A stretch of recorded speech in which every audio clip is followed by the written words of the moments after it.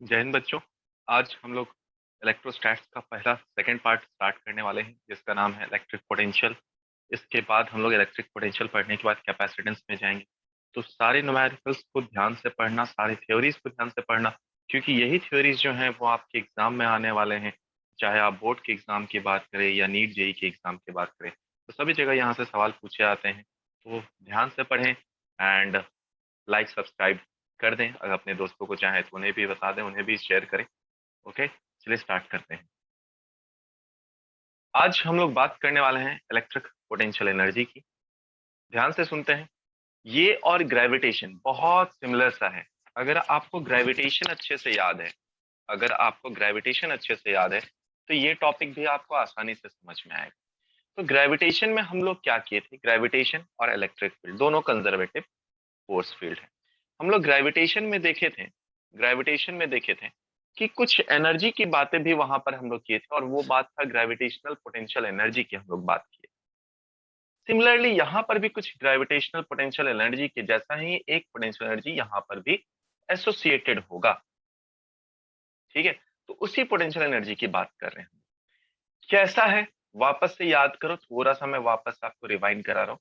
मान लो हम लोग इस ऑब्जेक्ट को उठा रहे थे, तो इस ऑब्जेक्ट पे किसी भी टाइम पे नीचे की तरफ जो फोर्स लग रहा था वो था mg, ऊपर की तरफ जो फोर्स लग रहा था वो था एक्सटर्नल फोर्स, जो कि आप एक्सटर्नल एजेंट लगा रहे थे। ये था हमारे लिए वर्क डन, ये था हमारे लिए वर्क डन, क्योंकि ये डिस्प्लेसमेंट हुआ था। और वर्क डन को हम लोग ने बोला था कि क्या है, ये इंक्रीज इन पोटेंशियल एनर्जी के बराबर। ठीक है, याद है। बस वही बात हम लोग यहाँ पर भी करने वाले हैं, उसी टाइप का। तो अगर डेफिनेशन की बात करें कि ग्रेविटेशनल पोटेंशियल एनर्जी का डेफिनेशन क्या होगा, ठीक है, तो उसकी बात करें तो हम लोग लिखते हैं it is work done bye, it is work done, work done by external agent, work done by external external agent, work done by external agent to bring a bring a charge, bring a charge from infinite, from infinite to a particular point, to a particular point in the electric field of, in the electric field of other charge, electric field of other charge। ठीक है, इसका definition को समझिए। क्या बोला कि external agent के द्वारा किसी चार्ज को अगर आप कहां से लेकर आते हैं, इनफाइनाइट से लेकर किसी एक पर्टिकुलर पॉइंट तक लेकर आते हैं, in the electric field of any other charge. इसका मतलब क्या है कि मान लीजिए यहां पर कोई चार्ज पार्टिकल है हमारा, इसका कोई इलेक्ट्रिक फील्ड है। ठीक है, हम लोग यहां से, आप मान लो यहां पे हम लोगों ने क्या रखा है कि सपोज यहां हम लोगों ने रख दिया, मान लो पॉजिटिव चार्ज ही रखा, तो इन दोनों पे फोर्स किधर लगेगा, रिपल्सिव लगेगा। अगर एक्सलरेशन को जीरो बनाना है तो एफ एक्सटर्नल इधर लगेगा और इसका डिस्प्लेसमेंट भी इधर होगा। तो हम जो इसको लेकर आ रहे हैं, तो इसमें क्या हो रहा है, पोटेंशियल एनर्जी स्टोर्ड हो रहा है। ठीक है, तो इनफाइनाइट से लेकर आए हैं और किसी एक पर्टिकुलर पॉइंट तक लेके आना है। तो मान लीजिए कि यहां पर जो पॉइंट पे रखा हुआ है, किसी भी आर्बिट्री पॉइंट पे इसका डिस्टेंस है x। तो अगर दोनों के लिए बीच में चार्जेस देखा जाए तो ये q1 है, ये q2 है। इलेक्ट्रिक फील्ड किसके कारण है, q1 के कारण। चार्ज कौन सा लेकर आ रहे हैं, q2 को लेकर आ रहे हैं। तो आप अगर वर्क डन लिखें बेटा, तो क्या लिखेंगे, आप लिखेंगे k times of q1 upon are square electric field into q2, है ना। आर स्क्वायर की जगह एक्स स्क्वायर लिख देते हैं, क्योंकि आर्बिट्री डिस्टेंस एक्स लिया है, इनटू डीएक्स। कहां से कहां तक लेकर आना है बेटा, इनफाइनाइट से लेकर आर तक। तो लिखा वर्क डन। ठीक है, वर्क डन। के Q1 Q2 बाहर निकल गए। ये आया हमारे पास dx अपॉन एक्स स्क्वायर का इंटीग्रेशन करना है इनफाइनाइट से लेकर आर। तो वर्क डन कितना आया? वर्क डन आया k times of Q1 into Q2 dx upon x square का इंटीग्रेशन कितना हो जाता है? -1 अपॉन एक्स इनफाइनाइट से लेकर आर तक। ठीक है, तो वर्क डन कितना आया? वर्क डन आया k times of Q1 into Q2। यहां पे हम लोगों ने रखा तो माइनस कितना आया? 1/r आ गया। तो हमारे पास वर्क डन कितना हुआ? ये हुआ है k times of Q1 Q2 upon -1/r। ये हो गया क्या? हमारे पास work done in bringing a unit charge, bringing a charge from infinite to a particular point। एक और बात कि हम लोग जानते हैं अगर पोटेंशियल एनर्जी लिखना है, याद करो ग्रेविटेशन के लिए हम लोग जो लिए थे work done by external agent is equal to increase in potential energy. तो हम लोग यहां से क्या लिख सकते हैं? Delta U is equal to work done is equal to change in potential energy minus K times of Q1 Q2 upon R लिख लिए। ठीक, एक बात नोटिस किया गया बेटा कि अभी जो हम लोग वर्क डन या चेंज इन पोटेंशियल एनर्जी लिख रहे हैं तो क्या था? यहाँ पे हम लोगों ने लिखा था Q बाहर है, E dr था या dx था, जो भी था, है ना, dr या dx। अब मतलब चार्ज बदलते जाओ, Q की वैल्यू आप चेंज करते जाओ in the same electric field, तो देखा गया क्या कि एनर्जी रिक्वायर्ड या वर्क डन तो अलग अलग आ रहा।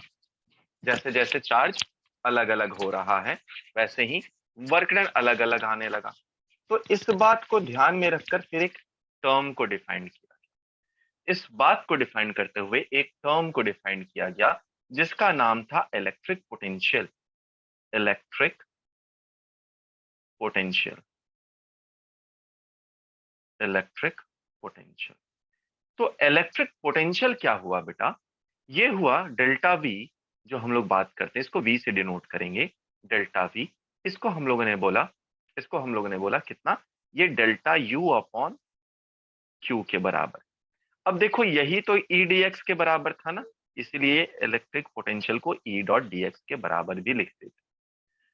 ठीक है, यहां तक। अब देखो एक और बात नोटिस करना, ये बात तो हम लोग लिख लिए, मतलब अगर इलेक्ट्रिक पोटेंशियल का चलो डेफिनेशन भी पहले लिख लेते हैं तो क्या लिखेंगे?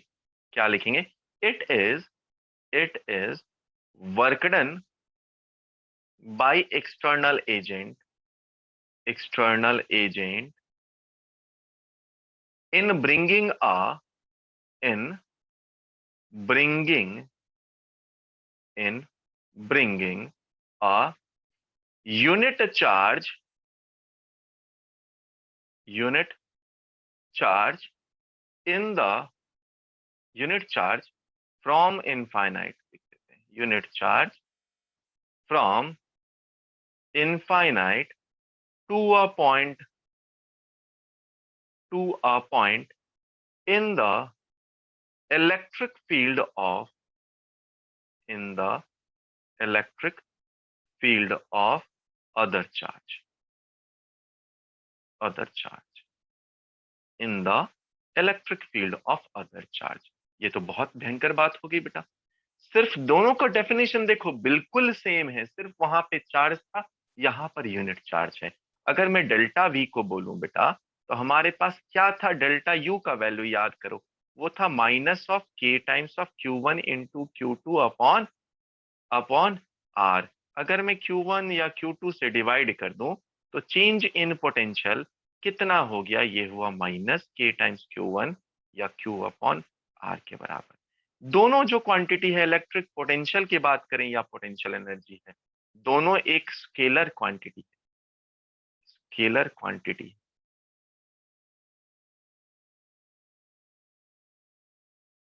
ठीक है, जो हमारे पास इलेक्ट्रिक पोटेंशियल है, पोटेंशियल जो है वो एक पॉइंट फंक्शन है, मतलब ये पाथ पे डिपेंड नहीं करता है। तो ये एक पॉइंट फंक्शन, ठीक है।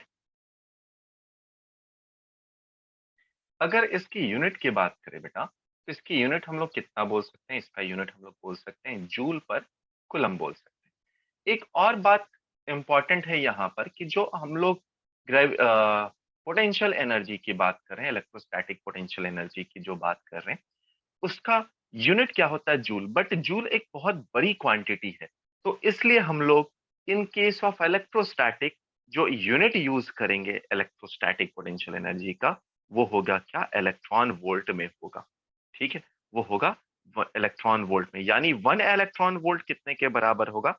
अगर इसको आप डिफाइन करना चाहें तो कर सकते हैं कि कितना अमाउंट ऑफ एनर्जी होगा जब एक चार्ज को या एक इलेक्ट्रॉन को आप एक पोटेंशियल डिफरेंस से लेकर आगे बढ़े। तो अगर इसको हम लोग यूनिट वाइज लिखे तो 1 electron volt is equal to 1.6 into 10 का पावर ऑफ माइनस 19, जो कि चार्ज ऑफ इलेक्ट्रॉन है इंटू जूल।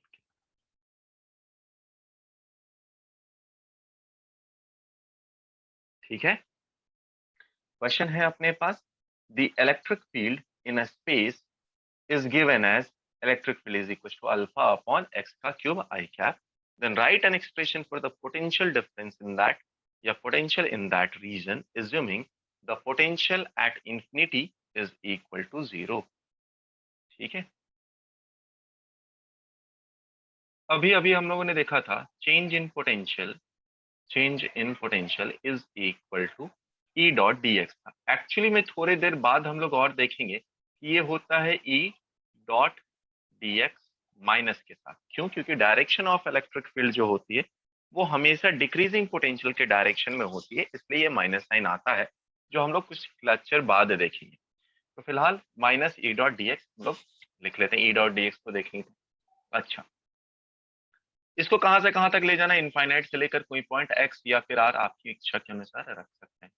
तो हम लोग क्या लिख सकते हैं, is equal to electric field क्या है हमारे पास, कांस्टेंट कुछ वैल्यू डिवाइडेड बाई, यहाँ पे है dx अपॉन एक्स का क्यूब, इनफाइनाइट से लेकर एक्स तक।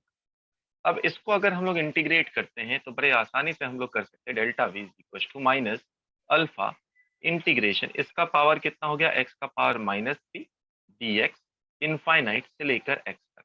तो डेल्टा वी को हम लोग क्या लिख सकते हैं, माइनस अल्फा, एक्स का पावर माइनस थ्री को हम लोग क्या लिख सकते हैं, एक्स का power minus three plus one divided by minus three plus one, यानी माइनस टू लिख सकते हैं।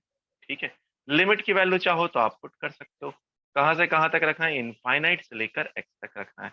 तो इसको अगर हम लोग सिंप्लीफाई करें तो माइनस माइनस यहाँ पे प्लस बन जाएगा, delta V is equal to आ गया हमारे पास alpha divided by two X square के बराबर। ये हो गया हमारा, लिमिट रख दो, one by X, one by infinite zero हो जाएगा, तो सिर्फ ये आंसर बच जाएगा।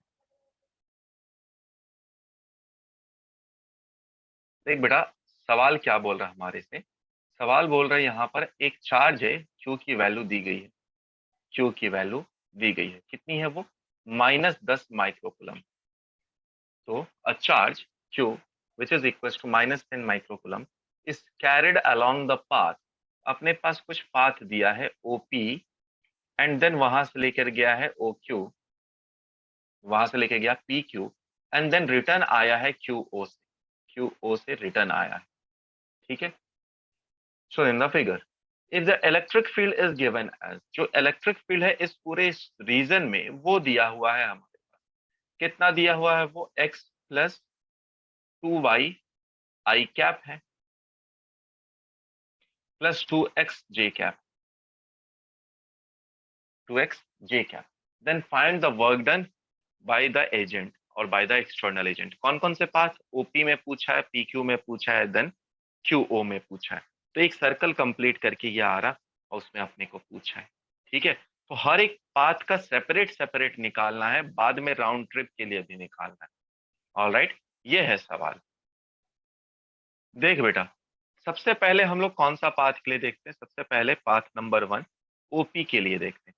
हमारे पास जो इलेक्ट्रिक फील्ड है वो ये है और ये है ना। ओपी पाथ के लिए अगर हम लोग देखें, ओपी पाथ के लिए देखें तो ओपी पाथ के लिए कौन सा कंपोनेंट हम लोगों को देखना है, इलेक्ट्रिक फील्ड इन एक्स डायरेक्शन देखना है, क्योंकि वेरी सिर्फ एक्स डायरेक्शन की तरफ हम लोग बात कर रहे हैं।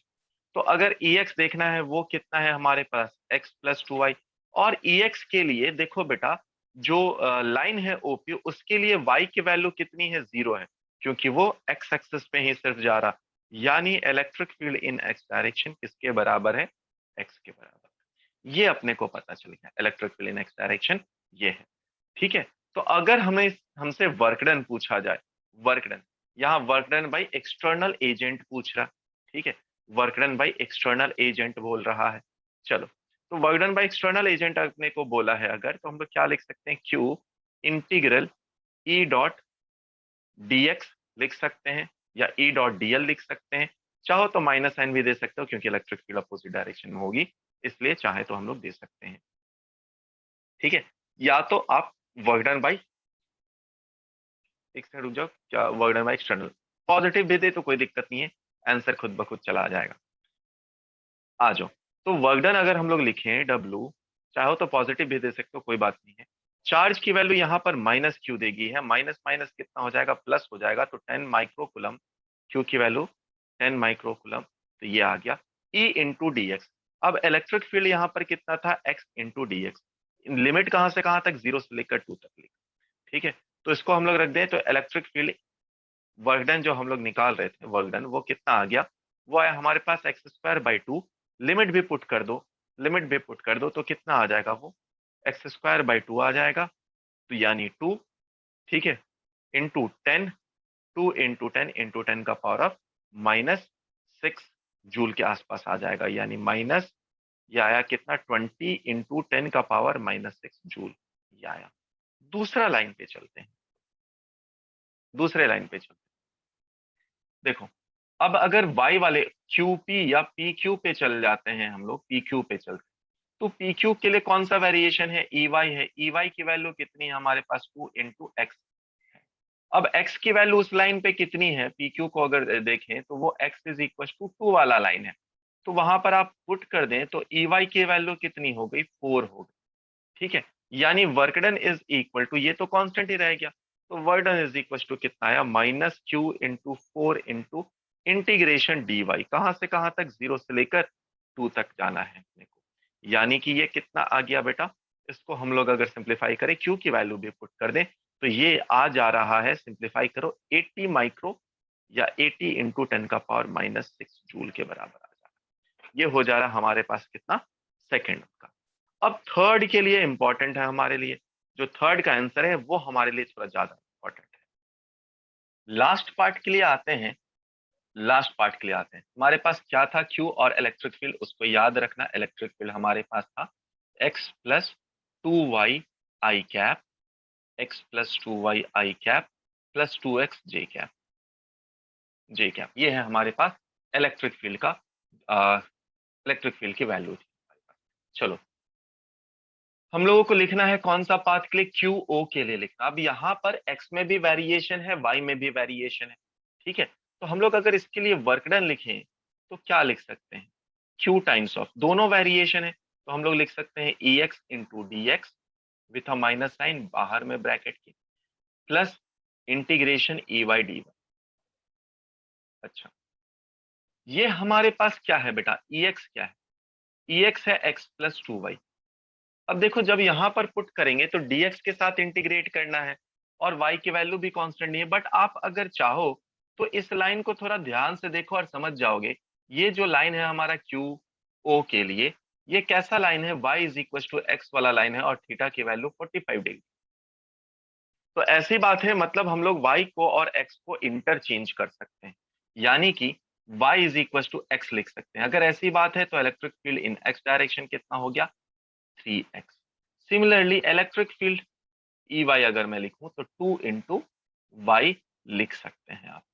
ठीक है, चलिए, अब इसको हम लोग सिंप्लीफाई करते हैं, अपना आंसर निकालते हैं। तो हमारे पास जो वर्क डन आ रहा था, माइनस क्यू को रख दो यहाँ पर, तो माइनस क्यू मिलकर प्लस 10 माइक्रो बन जाएगा, 10 का पावर -6।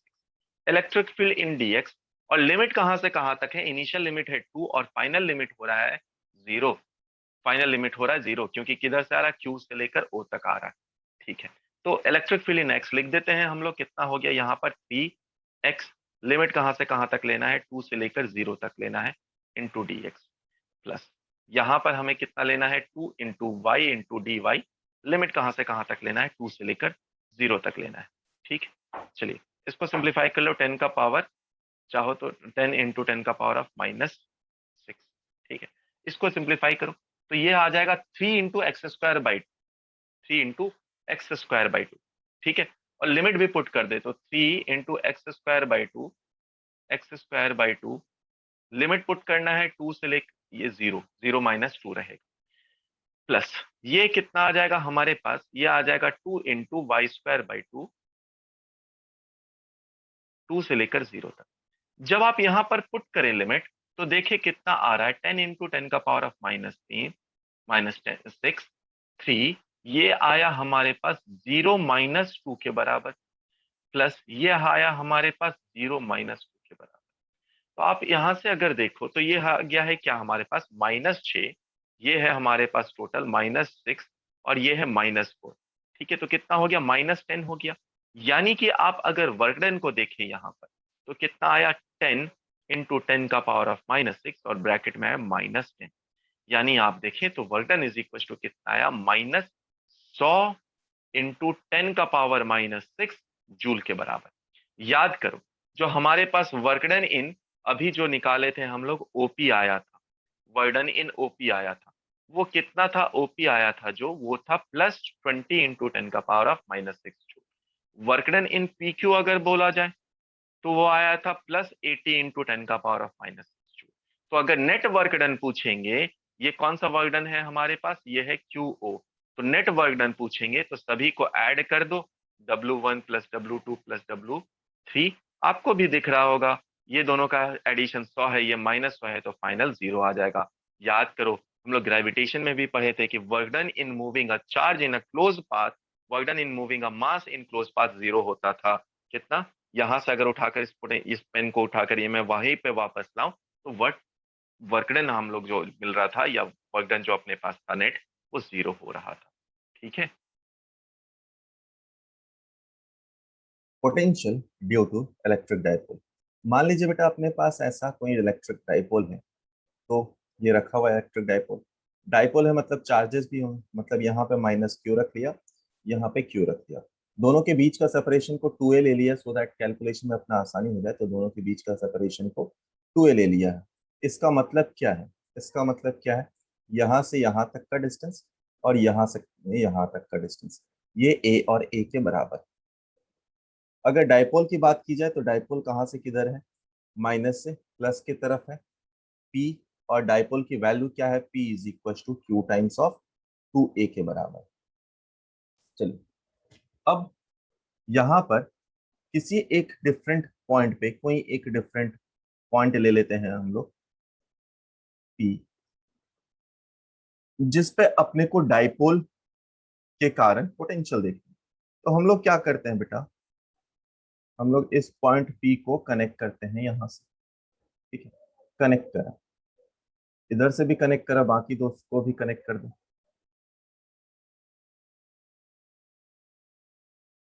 और यहां से भी कनेक्ट।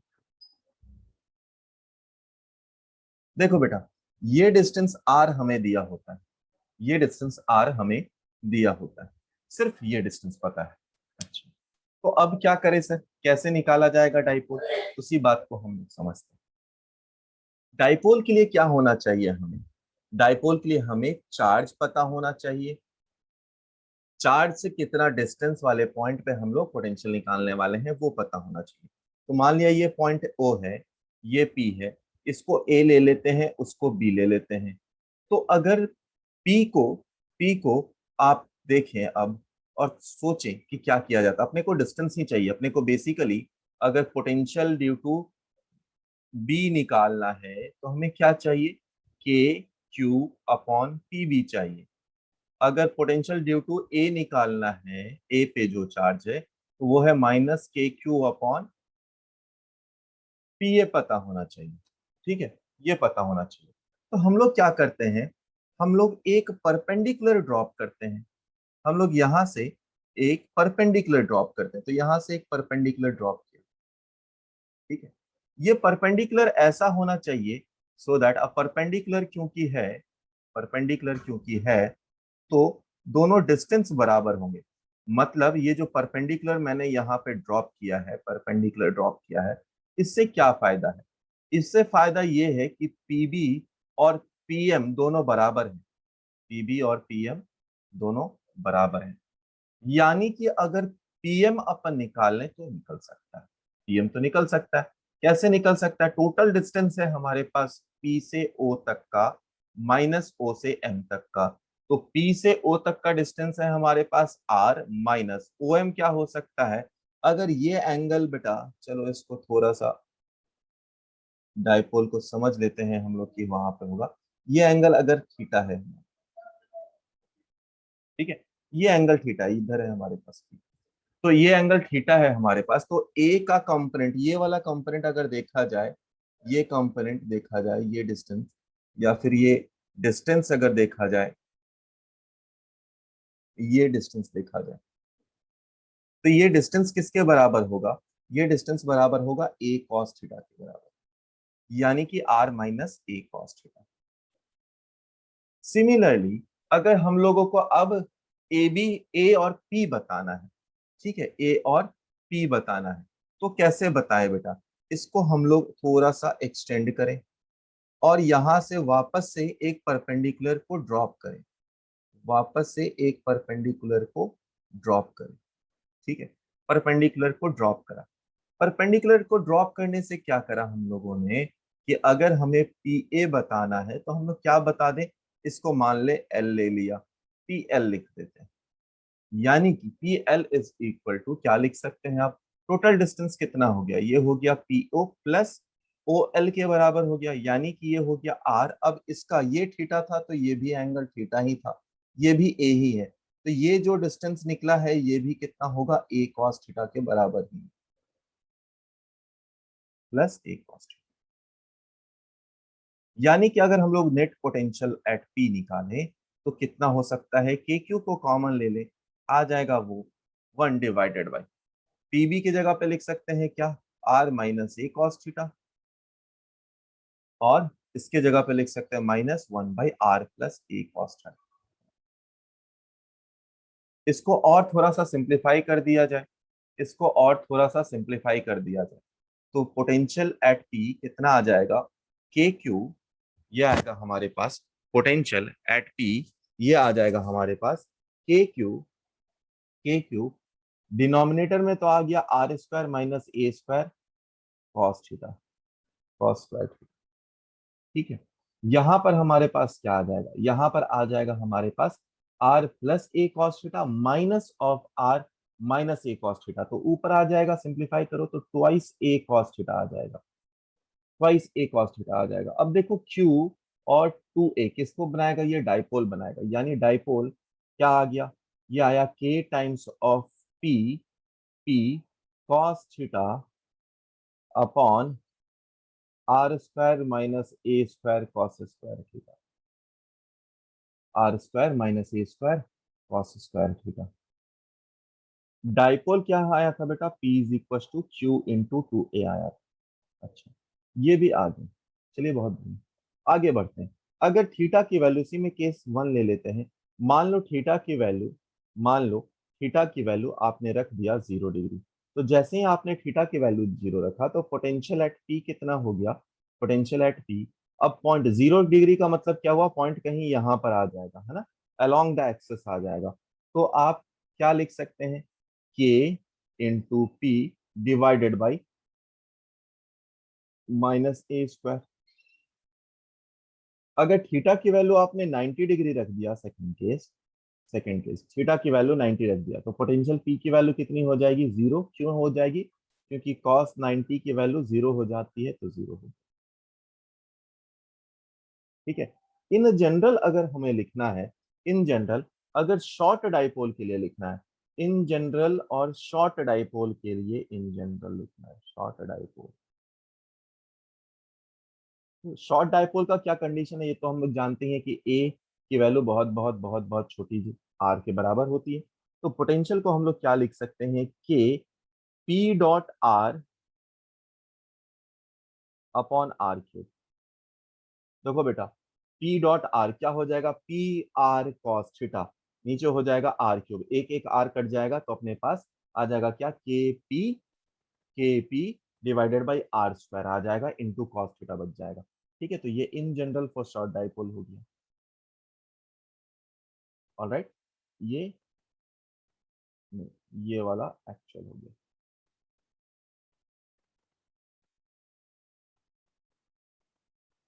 ये एक्चुअल हो गया।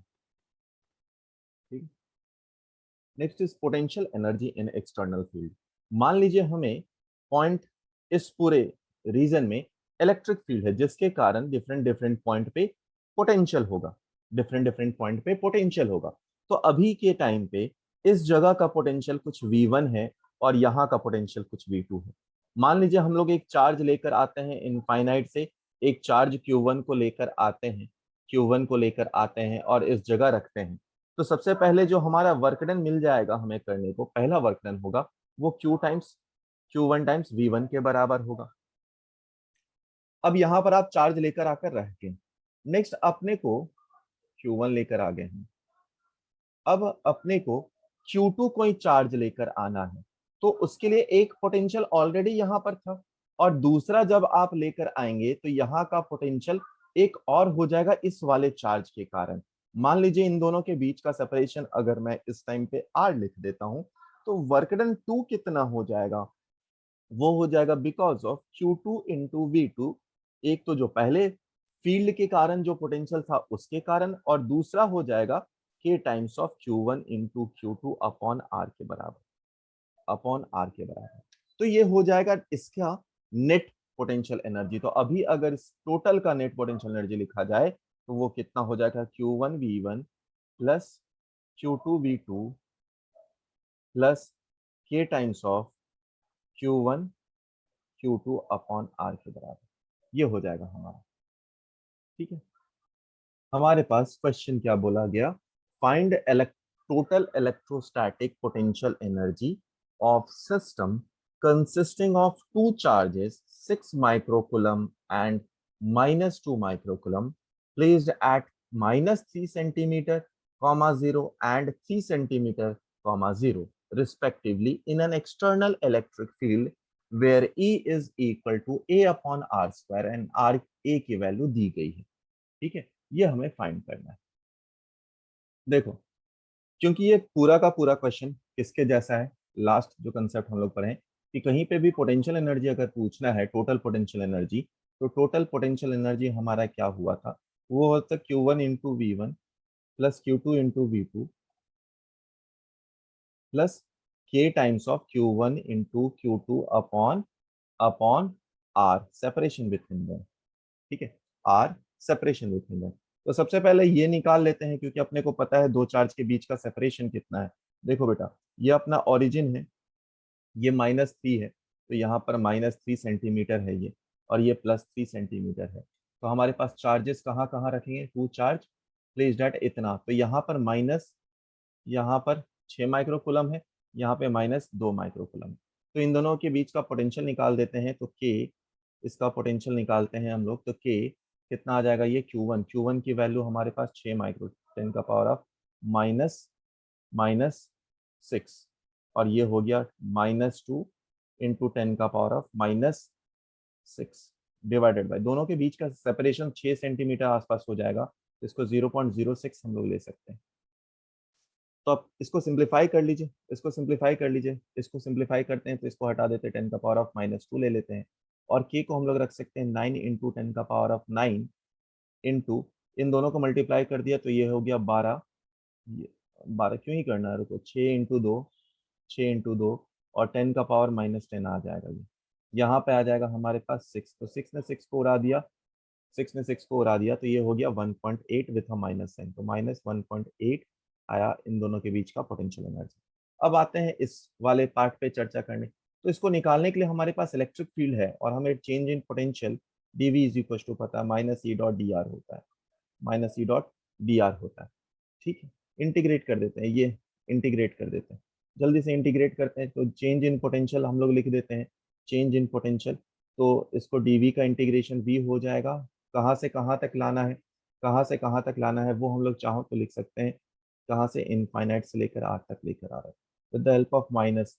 इसका इंटीग्रेशन करना है, कांस्टेंट ये बाहर निकल जाएगा, D R upon are square का integration, D R upon are square. तो इसका integration D R upon are square का इंटीग्रेशन अपने को निकालना है। तो ये है आर का पावर -2 डी आर, और ये है इनफाइनाइट से लेकर आर तक। तो इसको और सिंप्लीफाई कर लेते हैं हम लोग, और सिंप्लीफाई कर लेते हैं। तो ये है v potential, v eight infinite 0 हो गया, तो माइनस, इसका माइनस माइनस कर दिया तो ये प्लस हो जाएगा।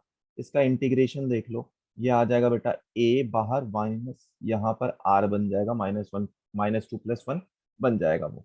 ठीक है, क्यों? क्योंकि इंटीग्रेशन का फॉर्म अपने को पता है, x का पावर n+1 अपॉन n+1 हो जाता है। ये आ गया इनफाइनाइट से लेकर r तक। इनफाइनाइट रखने का तो कोई दिक्कत ही नहीं, वो तो जीरो ही हो जाएगा। यानी पोटेंशियल हम लोग किसी भी पॉइंट पे लिख सकते हैं, क्या? पोटेंशियल हम लोग किसी भी पॉइंट पे लिख सकते हैं, potential is equal to a upon r लिख सकते हैं। तो अब चलो v1 लिख देते हैं पहले जल्दी से, v1 लिखते हैं, फिर हम लोग आगे सिंप्लीफाई कर लेते हैं। अच्छा, हम लोग यहाँ पर v1 लिख लेते हैं। v1 v1 का पोटेंशियल अगर हम लोग लिखें तो v1 कितना आ जाएगा हमारे पास? v1 की वैल्यू आ जाएगी a डिवाइडेड बाई, v1 की वैल्यू आ जाएगी a डिवाइडेड बाई, डिस्टेंस कितना है हमारे पास? 3 सेंटीमीटर, मतलब 0.03 हो जाएगा। ठीक है, ये आ जाएगा पोटेंशियल ए का। सिमिलरली 2 का भी पोटेंशियल सेम ही रह जाएगा। ठीक है, 2 का भी पोटेंशियल सेम ही आ जाएगा, क्योंकि ए भी कांस्टेंट है और डिस्टेंस भी दोनों का कांस्टेंट है, यहाँ से यहाँ तक दोनों 3 सेंटीमीटर ही है। तो टोटल पोटेंशियल एनर्जी अब हम लोग लिखते हैं, total potential energy, total potential energy Q1, Q1 हमारा कितना है? Q1 हमारा कितना है? 6 माइक्रो। ठीक है, Q1 है 6 माइक्रो, तो लिख दिया 6 माइक्रो का 10 का पावर ऑफ -6।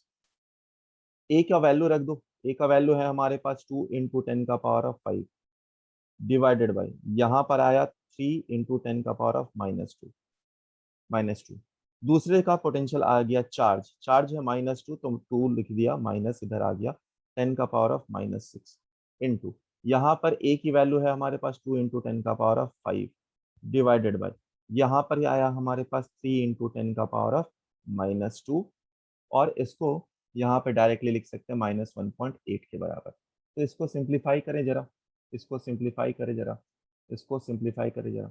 इसको हम लोग सिंप्लीफाई अगर करते हैं तो क्या क्या कट रहा, ध्यान से देखें। ये चला जाएगा 7, ये चला जाएगा यहाँ से 2 से, तो ये आई गेस आ जाएगा 40, माइनस यहाँ से ये चला जाएगा 7, यानी 40/3, 40/3 ये आ जाएगा नीचे, 40/3 आ जाएगा, -1.8 के आसपास आ जाएगा, -1.8। तो इसको सिंप्लीफाई करो, इसको सिंप्लीफाई कर लेंगे तो हम लोग लगभग ये 24.9 आसपास आ जाएगा, ये हो जाएगा हमारा आंसर। आओ बेटा, देखो जरा, हम लोगों से कई बार पूछा जाता है कि find potential energy of the system. अब मैं पोटेंशियल एनर्जी निकालने का आपको एक आसान सा लॉजिक बताता हूँ। कई बार प्लस माइनस में बच्चों को कंफ्यूजन होता है। आप हमेशा लिख दीजिए इसे k times of Q1 Q2 upon R, हमेशा लिख दीजिए। लेकिन बस Q1 और Q2 को जो आप रखें उसको विथ साइन रखें, विथ साइन रखें। मतलब जो पॉजिटिव है पॉजिटिव, जो नेगेटिव है नेगेटिव रखें, आपका सवाल गलत हमेशा आंसर्स बनता है। चलिए, ये तो हो गई छोटी सी बातें। अब आते हैं, मान लो कभी कभार अपने पास अपने पास कई बार अपने पास दिया जाता है कि find potential energy of the system. तो मान लीजिए हम लोग यही काम कर रहे हैं कि पोटेंशियल एनर्जी निकाल रहे हैं। इसको फील कराने का भी एक तरीका बताऊंगा, चलो फील कर ही लेते हैं, उसके बाद ही करेंगे। ये इक्विलैटरल ट्रायंगल है हमारे पास, जिसके साइड है कुछ ए दिया हुआ है। मान लीजिए हमारे पास चार्ज है Q1 Q2 Q3। ठीक है, अभी हम लोग इसको लेकर आ रहे हैं, अपने को पता है क्या, इनफाइनाइट से आप लेकर आ रहे हैं। अगर इस स्पेस में कोई चार्ज नहीं है तो अपने को पता है कि कोई बात नहीं, आप लेकर आएंगे तो वर्क डन की वैल्यू 0 लगेगी। क्यों? क्यों? क्योंकि यहाँ पर कोई इलेक्ट्रिक फील्ड नहीं है जिसके अगेंस्ट आपको वर्क करना पड़ेगा। तो आप इसको लेकर आए, मस्त यहाँ से लेकर आए, लेकर आए, लेकर आए, लेकर आए, यहाँ पे रख दिए। तो अभी लाने और रखने में हमें कोई वर्क डन नहीं करना पड़ा, तो पहला अगर मैं वर्क डन लिखूं तो वो 0। अच्छा, अब इस Q1 के कारण कुछ कुछ पोटेंशियल यहाँ पर आ गया होगा। जैसे कि आप ये पॉइंट नंबर बी पे अगर लाएं तो यहाँ पर जो पोटेंशियल है, इसको मैं ए बी एंड सी लिख देता हूँ। तो यहाँ का जो पोटेंशियल है, यहाँ का जो पोटेंशियल है पॉइंट बी का जो पोटेंशियल है, वो कितना है? वो है KQ1, वो KQ1 अपॉन अपॉन ए के बराबर। ठीक है, तो अगर मैं Q2 को चार्ज को उठाकर यहाँ से इनफाइनाइट से लेकर आ रहा हूँ, इनफाइनाइट से लेकर आ रहा, तो वर्कडन जो मुझे करना पड़ेगा, कितना करना पड़ेगा? वो लगेगा Q into change in potential. ठीक है, यानी कि कितना लग जाएगा हमारे पास? Q2 into K times of Q1 upon A के बराबर। तो इसको कितना लिख सकते हैं हम लोग? KQ1 Q2 अपॉन ए के बराबर। अब देखो दोनों जगह पे पोटेंशियल, एक Q1 के कारण यहाँ पर एक पोटेंशियल ऑलरेडी था, कौन सा था? KQ1 अपॉन ए के बराबर। अब Q2 को जैसे ही आपने यहाँ पर लाकर रख दिया, जैसे ही Q2 को आकर लाकर आपने यहाँ रख दिया, Q2 बोलेगा हमारे कारण भी पोटेंशियल ले लो भाई, तो ये Q2 अपॉन ए हो गया। अब Q3 को अगर आप लेकर आते हैं यहाँ पर रखते हैं, वर्क डन इन 3 कितना हो गया है? वो हो गया हमारे पास K times of Q1 upon A plus K times of Q2 upon A, ये पोटेंशियल हो गया, मल्टीप्लाई बाई चार्ज कर, तो वर्क डन इन 3 कितना हो गया? वो हुआ K times of Q1 Q3 upon A plus K times of Q3 upon A. एक बात नोटिस करना बेटा, कि जो पोटेंशियल एनर्जी बिटवीन 1 2 है और पोटेंशियल एनर्जी बिटवीन 2 1 है, बिल्कुल सेम ही है। आप यहां पर भी देखेंगे तो आपको उस बात का एहसास होगा। ठीक है, तो अगर अभी फिलहाल हम लोग नेट वर्क डन और change in potential energy total या potential energy of the system लिख देते हैं, तो टोटल वर्क डन है, सभी को आप ऐड कर दीजिए तो क्या मिलेगा आपको? K times of Q1 Q2 upon A मिलेगा। ए किसके बीच में का डिस्टेंस है? Q1 Q2 के बीच का distance, plus K K Q1 Q3 upon A plus K Q2 Q3 upon A. अगर मैं सपोज ऐसा बोल दूं कि ये Q1 Q2 के बीच का डिस्टेंस जो है, ये 1 2 आप रख लो, क्योंकि 1 2 के बीच का डिस्टेंस है। 2 3 के जो बीच का डिस्टेंस है वो 2 3 रख लो, और 1 3 के बीच का जो डिस्टेंस है वो 1 3 रख लो। तो 1 2 के बीच का डिस्टेंस A12, इन दोनों के बीच का डिस्टेंस कितना हो जाता? A13, और ये A12। यानी potential energy of the system अगर मैं बोला जाए, potential energy of the system ये किसके बराबर है? ये बराबर है U12 plus U13 plus U3, कितना? 2 3। मतलब पहला पोटेंशियल एनर्जी का आपने क्या देखा? इन दोनों के बीच में पोटेंशियल एनर्जी देखा, 1 और 2 के बीच में देखा, फिर 1 एंड 3 के बीच में देखा, और फिर 2 एंड 3 के बीच में देखा। याद रखें बेटा, हम लोग U12 और U21 बराबर है, तो दोनों को बार बार नहीं लिख सकते, ऐसा नहीं कि प्लस U21 भी लिखे, नहीं लिख सकते। ये आ गया हमारा आंसर, ये आ गया हमारा आंसर। चलिए, मान लीजिए सबसे पहला सवाल दिया है हमारे से कि पोटेंशियल एनर्जी एसोसिएटेड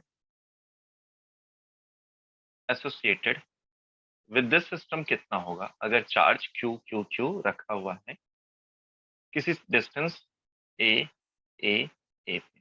तो सबसे पहले यूएस निकाल सकते हैं। तो अपने को अभी हम लोगों ने देखा यू ऑफ द सिस्टम अगर निकालना है, सिर्फ मैग्नीट्यूड की बात कर रहे हैं, तो हम लोग कितना लिख सकते हैं? वो है U12 plus U13 plus U23। इसी को हम लोग क्या लिख दिए थे जब सबको सिंप्लीफाई किए थे? तो हम लोग लिखे थे अभी 3 टाइम्स KQ² अपॉन ए। ये तो पार्ट ए हो गया सवाल का। अब बोला गया now now now it is compressed from compressed from all side so that so that, its size reduces by size reduces to a by 2, इसका जो साइड है वो रिड्यूस कर जा रहा a by 2. then find out the work done by, then find out work done by external agent,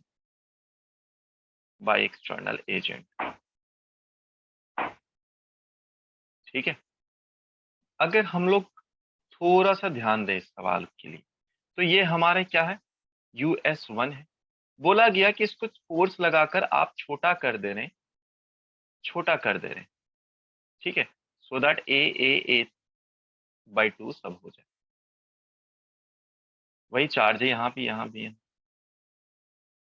तो अगर मैं इस potential energy of the system in second state बोलूं तो ये वो कितना होगा बेटा, वो होगा 3kq² अपॉन a by 2 के बराबर.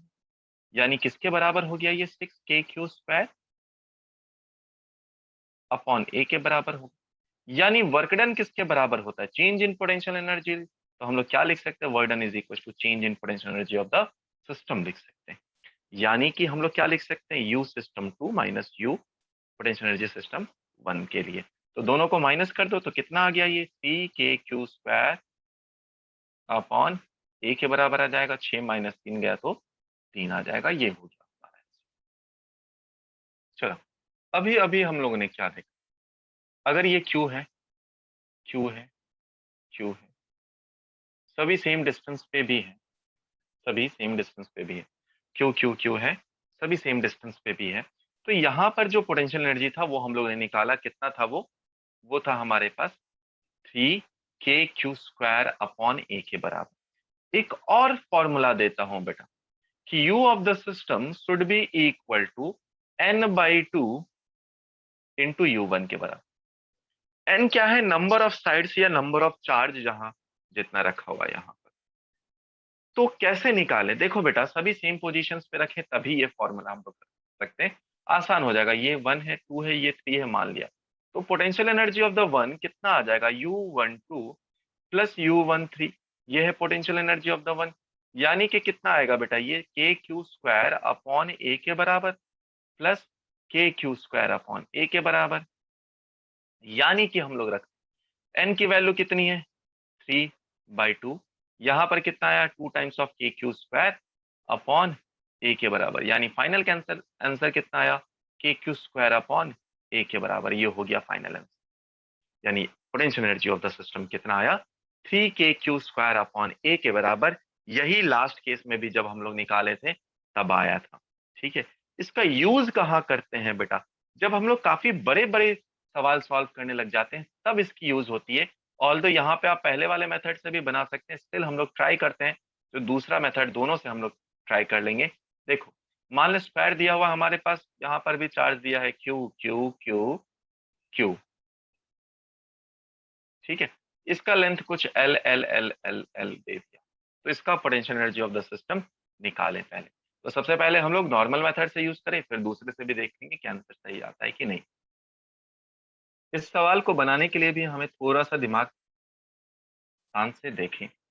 क्या है, यू ऑफ द सिस्टम बोला, तो कभी भी बोला हो तो हम लोग पॉइंट्स लिख लें, 1 2 3 4 लिख लें. यानी कि यहाँ पर कितना होगा, u12 है ना, 1 का देखें, सभी को इंक्लूड कर ले क्योंकि पूरे सिस्टम का देखना है.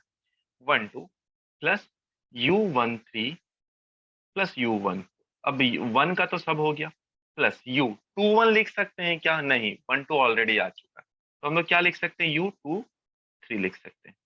24 कहीं पे है क्या, नहीं है, तो u2 प्लस u31 कहीं लिख सकते हैं क्या, नहीं, ऑलरेडी आ चुका है. 32 लिख सकते हैं क्या, नहीं, 23 आ चुका है. तो क्या लिख सकते हैं, u34. ठीक है. अब हम लोग निकालना स्टार्ट करते हैं u12. तो इसको कितना लिख सकते हैं, kq² अपॉन l लिख सकते हैं प्लस 13. अब 13 के बीच का डिस्टेंस देखो बेटा, ये डिस्टेंस कितना होगा, √2 टाइम्स ऑफ l के बराबर होगा. तो kq² upon √2l plus u14 किसके बराबर होगा, kq² अपॉन l के बराबर होगा प्लस u23. देखो 2 यहाँ पर, 2 और 3 यहाँ पर, यानी के क्यू स्क्वायर अपॉन एल के बराबर। 2 4 देखो डायगोनली अपोजिट वाला पॉइंट, ये है 2 ये है 4, तो इसके लिए क्या लिखे 2 4 के लिए k Q square upon root 2 l. U 3 4 लिखो, कहाँ के हैं, यहाँ है 3 यहाँ है, तो कितना हो गया के क्यू स्क्वायर अपॉन एल के बराबर। यानी इसको आप सिंप्लीफाई करें और देखें कितना आ रहा है, इसे आप सिंप्लीफाई करें और देखें कि कितना आ रहा है। तो देखो 1 2 3 4 एक जैसे टर्म, तो क्या लिख सकते हैं 4 times of K Q square upon L plus 2 times of K Q square upon root 2 L. ठीक है, ये आ गया हमारे पास। तो क्या हमारा जो फॉर्मूला था उससे ये बातें हो सकती हैं क्या? जो फॉर्मूला हम लोगों ने अभी अभी देखा था, क्या वो ये भी बता देता है क्या? चलो जरा देख लेते हैं और इसका क्रॉस वेरिफिकेशन करते हैं। तो मान लो अगर हम लोग इसमें लिखें तो यू ऑफ द सिस्टम क्या लिखना है, n/2। n कितना है हमारे पास, 4/2 इंटू u1। तो u1 यानी इसको मैं लिख देता हूं 2। u1 कहां से कहां तक था बेटा, ये है मेरा u1 का टोटल एनर्जी। तो इसको कितना था, 1 और ये 2, तो हम लोग क्या लिख सकते हैं बेटा, k Q square upon l 2 times और प्लस 1 बाकी रहा था हमारे पास k Q square upon root 2 L. ठीक है, जरा देखिए दोनों आंसर सेम है क्या? अगर आप दोनों आंसर को कंपेयर करें तो 2 अंदर जाएगा तो 4 बन जाएगा, 4 है। ये 2 अंदर जाएगा तो यहाँ पर 2 बन जाएगा, ये भी है। यानी दोनों तरीके से अपना आंसर सेम आ रहा। ठीक है, इसलिए इस दोनों तरीकों को दिमाग में रखना बहुत जरूरी है।